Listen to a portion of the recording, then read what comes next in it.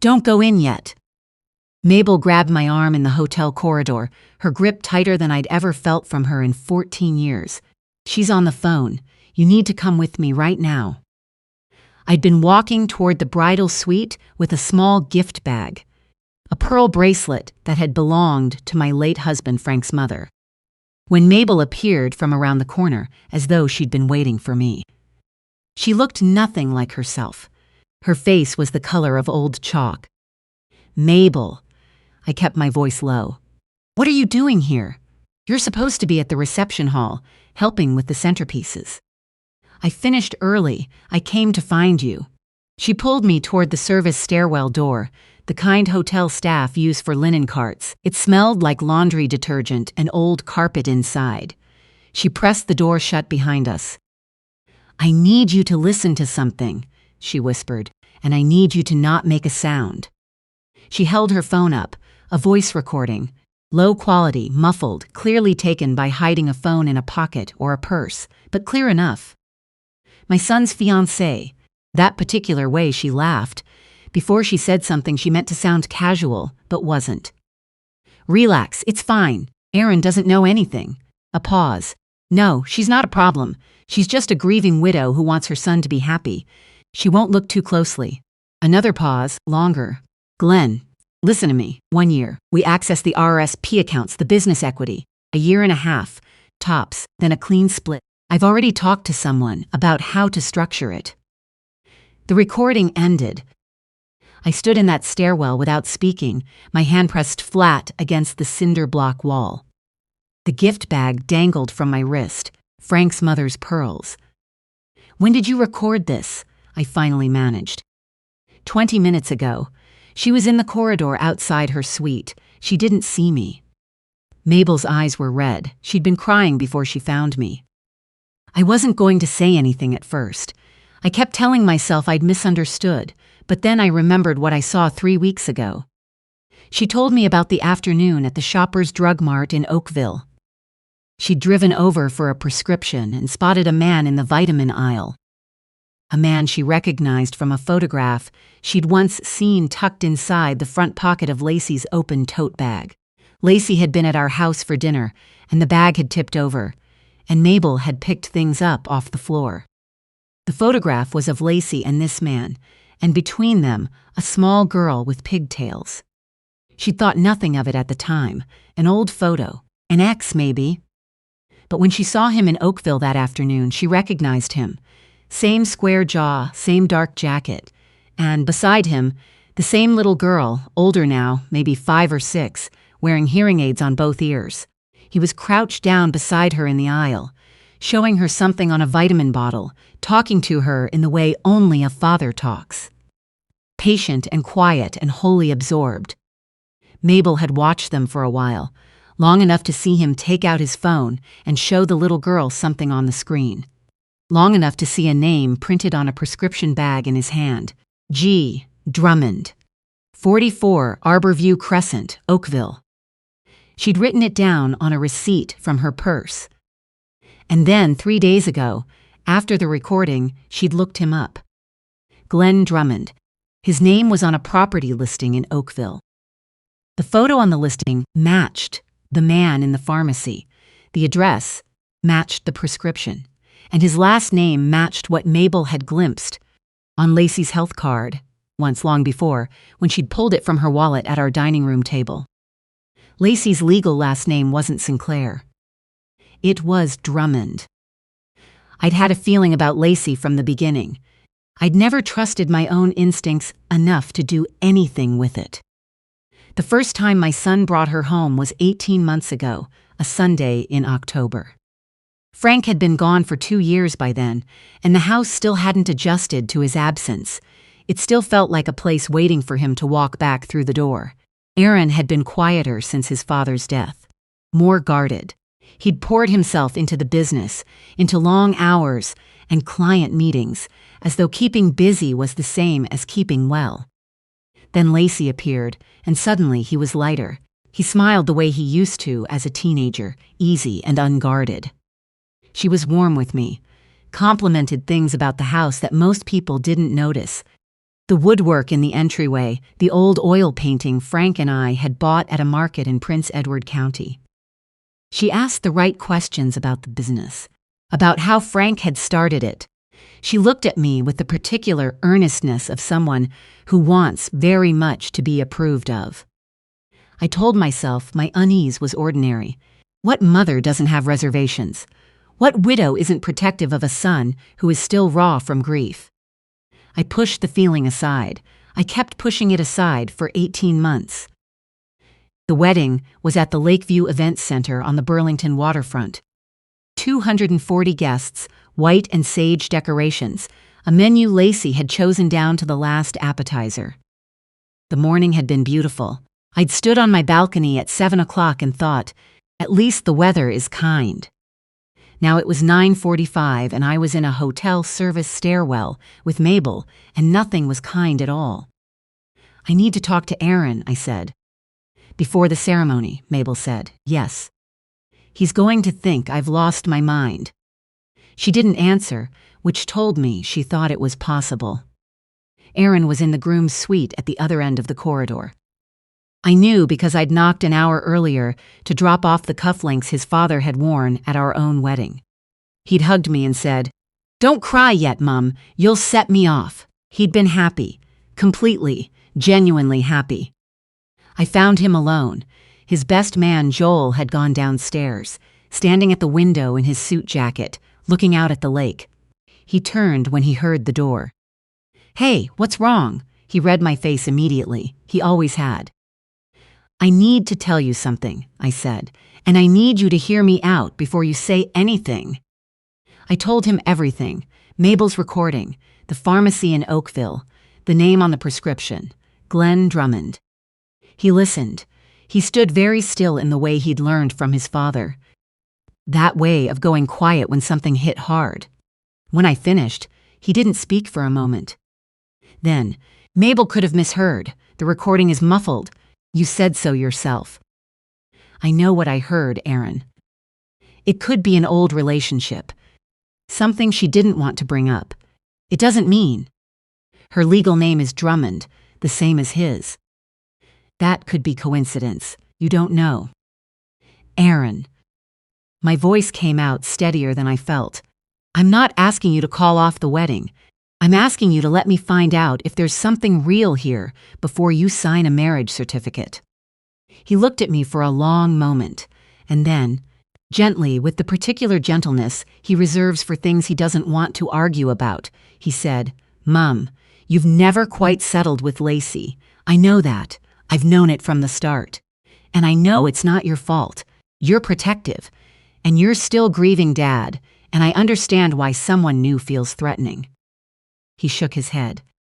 "But I love her, and I'm not going to walk into her suite and accuse her of something based on a muffled voice recording and a name on a prescription bag." He turned back to the window. "She's not what you think she is," he said, more quietly, almost to himself. I left the room. I stood in the corridor for 3 full breaths. Then I said to Mabel, who had waited by the elevator, "We're going to Oakville." Mabel drove. I sat in the passenger seat and didn't speak. The QEW was quiet for a Saturday morning. We exited at Trafalgar Road and wound through residential streets until we found Arborview Crescent. The neighborhood was modest. Older homes with established trees and small front gardens. The kind of street where people have lived for a long time. Number 44 had a red door and a basketball net in the driveway. There was a child's jacket on the porch railing. I rang the bell. The man who opened the door was in his mid-30s, tired in the way of someone who hadn't slept properly in weeks. He was still in a t-shirt at 10 in the morning, and his eyes went from curious to alarmed the moment he looked at me. "Mr. Drummond," I said. I gave him my full name clearly, watching his face. "I'm Aaron Halton's mother." He didn't speak for a moment. Then he pressed a hand to his forehead and said, very quietly, "Oh, God." He let me in. The living room was small and worn. A coloring book open on the coffee table, crayons scattered across it. From somewhere at the back of the house, I could hear a child talking to herself. the bright running monologue of a little girl at play. Glenn Drummond sat across from me and told me everything in the voice of a man who had been waiting for this conversation and dreading it in equal measure. He and Lacey had been together for 7 years.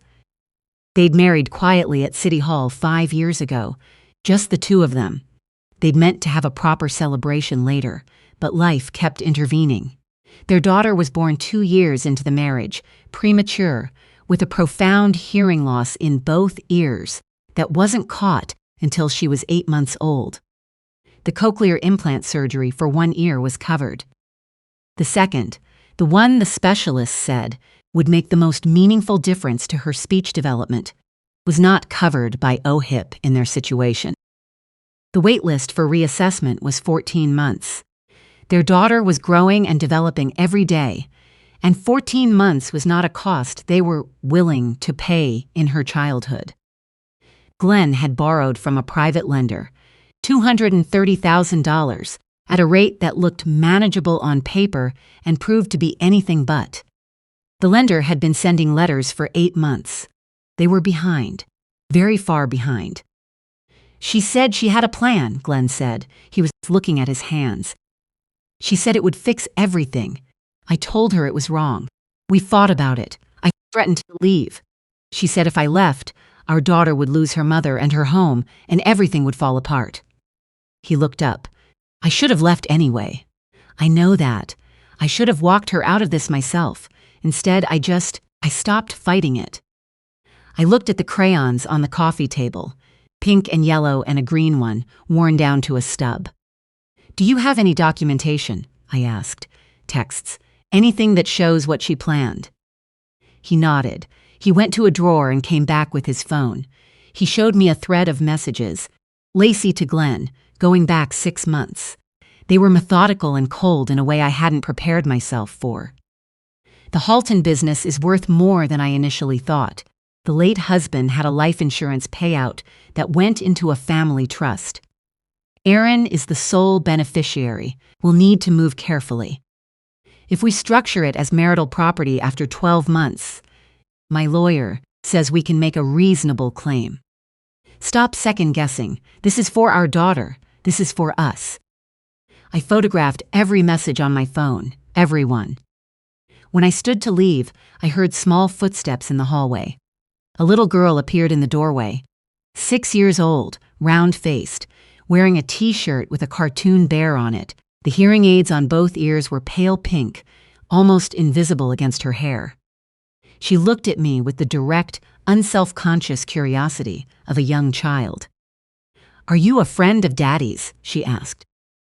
I could hear the careful precision in her speech, the particular articulation that comes from hard work and early intervention, from a father who had gone into impossible debt to give her that chance. I am today, I said. I asked Glenn to come to the venue. I told him what time the ceremony began.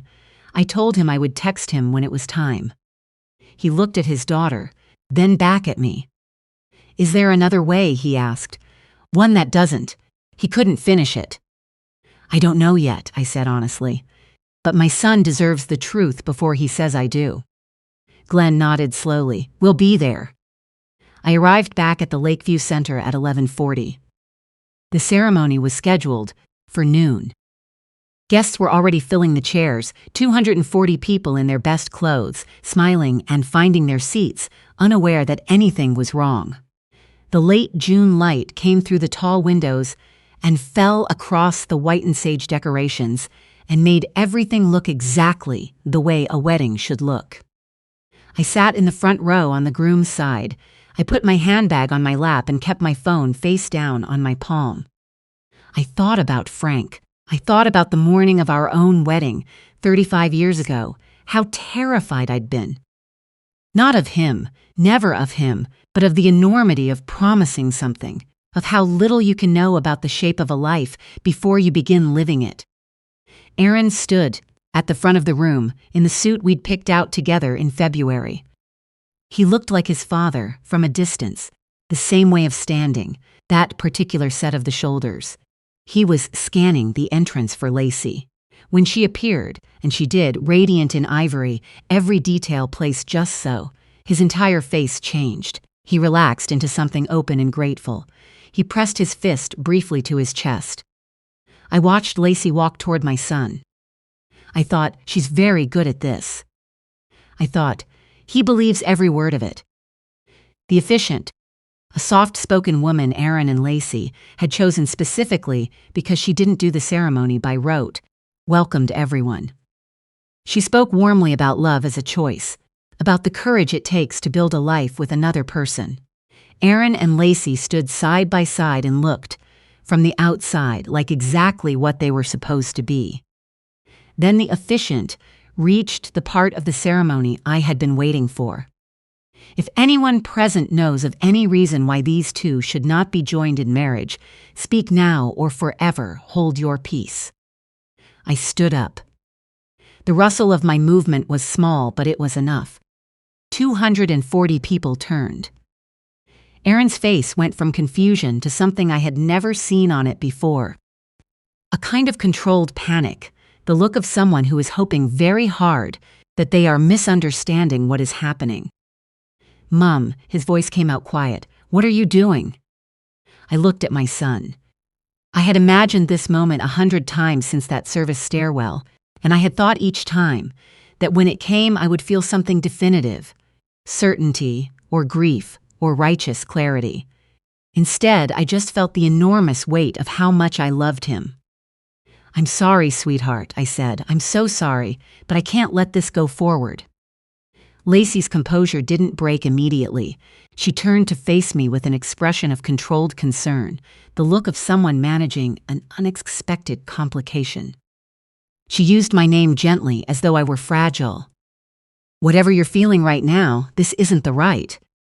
"Her name isn't Sinclair," I said, clearly. "For everyone. Her legal name is Lacey Drummond. She has been married for 5 years." The sound that went through the room was like something shifting under ice. Aaron's head turned to Lacey. Lacey's composure held for approximately 3 more seconds. Then something underneath it gave way. "Aaron." Her voice had changed. The warmth was gone, and underneath it there was something compressed and desperate. "Aaron, let me explain." "To who?" Aaron's voice was barely above a whisper. "To him." Because the doors at the back of the room had opened. Glenn walked in with his hand around his daughter's small one. She was dressed in a yellow cardigan, and she held her father's hand and looked around at the room full of strangers with wide, wondering eyes. Glenn walked steadily. His face was wrecked with guilt, but he kept walking. "Daddy," she said in her careful and precise way, "there are so many people." "I know, sweetheart," he said. "It's okay." Lacey's hand opened and the bouquet fell. She said Glenn's name in a voice I had not heard from her before. Not warm, not calculated, not composed, just broken. The voice of someone watching the last possible version of the plan collapse. Glenn stopped a few rows from the front. He looked at Aaron. "I'm sorry," he said. "I should have come to you myself months ago. I'm sorry I didn't." Aaron looked at Lacey for a long time. He looked at her the way someone looks at a place they thought they knew when they discover the map was wrong.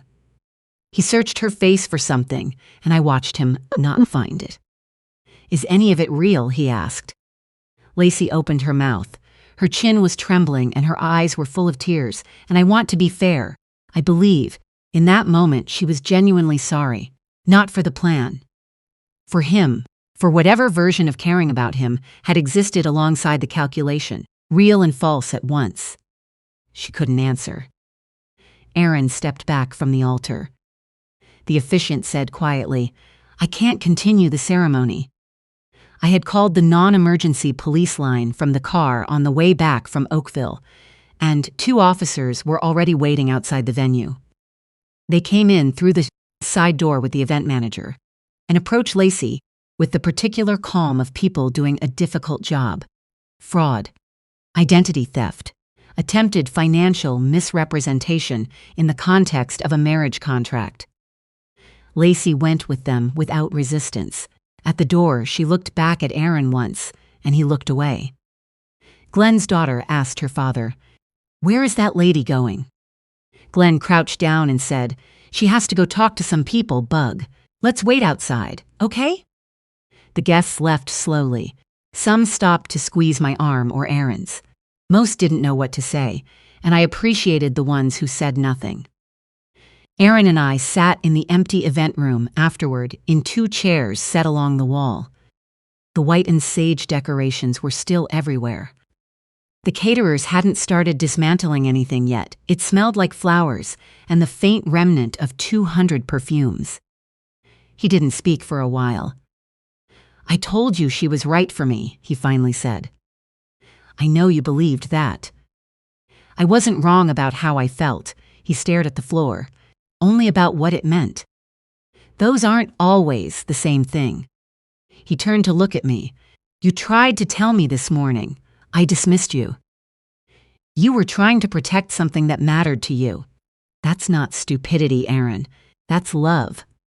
He laughed, short, humorless, but real. Dad would have seen through her in 10 minutes. "Your father was taken in by plenty of people over the years," I said. "He just never talked about it." A pause. "The business," Aaron said. "She knew about the trust." "Yes." He let that settle. "How long was she planning it?" "Long enough to be careful." He put his head in his hands. I sat beside him and put my hand between his shoulder blades, the way I had when he was small and couldn't get to sleep. He didn't shrug it off. We sat there for a while in the quiet of the room. 3 months later, I was in my office going over the quarterly reports when Aaron knocked and came in with 2 cups of coffee from the Tim Hortons on Plains Road. He set one on the corner of my desk and sat down across from me. He looked better, not healed. I don't think you heal from something like that in 3 months, and I'd told him not to pretend otherwise, but present. Less like someone trying to get through a day and more like someone who had found a reason to show up for it. "Lacey's case goes to pre-trial next month," he said. "I know, the lawyer called yesterday." "I don't hate her." He held his cup in both hands. "I've been trying to figure out if I should, and I don't. I think I understand on some level how someone ends up in that position. Doesn't make it right." "No," I said, "it doesn't." "Glenn called me." He said it carefully, watching my face. "He wanted to apologize again. He also wanted to let me know that his daughter has her follow-up assessment next week. The 2nd implant is going well." I thought about that little girl in the yellow cardigan, her careful, precise speech. The crayons worn down to stubs. "That's good," I said. "That's genuinely good." Aaron nodded. "Then, I'm going to take some time before I even think about dating anyone. My therapist says that's the right call. Actually sitting with things instead of filling the space." He looked out the window at the maple trees coming back to color in the September light. "I think I've been trying to fill Dad's space for 2 years." I didn't say anything. I just let that sit between us. After a moment, he said, "You saved me, Mum. At real cost to yourself. You were willing to have me furious at you." I was willing. I knew it was possible. It almost happened." "It almost happened," I agreed. He finished his coffee. He stood and picked up the quarterly report I'd been reading, glanced at it, set it back down. He does that sometimes. Old habit from when he used to come to the office after school and feel important by looking at the papers on my desk. At the door, he paused. "Do you still talk to Dad? That thing you do with his photograph in the morning?" "Every morning," I said. He smiled. "What do you tell him?" I looked at the photograph on my desk. Frank at 60, standing on the dock at the cottage, squinting into the sun, laughing at something Aaron had said just before the shutter clicked. "I tell him you're going to be all right," I said, "and I'm starting to believe it."